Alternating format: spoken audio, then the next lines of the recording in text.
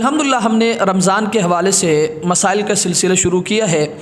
تو اس حوالے سے یہ مسئلہ بھی آپ اپنے ذہن میں رکھیں کہ اکثر و بیشتر ایسا ہوتا ہے کہ جب آپ رمضان میں روزہ رکھتے ہیں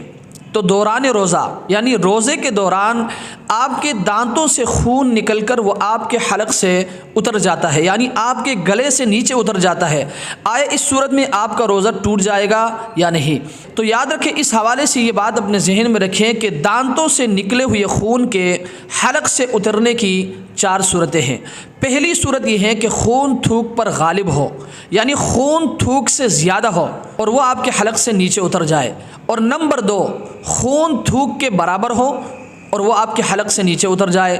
اور نمبر 3 آپ کے دانتوں سے اتنا خون نکل آیا کہ آپ کے حلق سے نیچے اترتے ہوئے آپ کو اس کا مزہ محسوس ہو۔ تو یاد رکھیں، ان تینوں صورتوں میں آپ کا روزہ ٹوٹ جائے گا، صرف قضا لازم ہے، کفارہ نہیں۔ اور چوتھی صورت یہ ہے کہ ان تینوں میں سے کوئی ایک بھی نہ ہو، یعنی خون تھوک پر غالب بھی نہ ہو اور خون تھوک کے برابر بھی نہ ہو اور اس کا مزہ بھی آپ کے حلق میں محسوس نہ ہو، تو یاد رکھیں اس صورت میں آپ کا روزہ فاسد نہیں ہوگا۔ اللہ تبارک و تعالی ہمیں اس مسئلے کو سمجھنے کی توفیق عطا فرمائے۔ والسلام علیکم ورحمۃ اللہ وبرکاتہ۔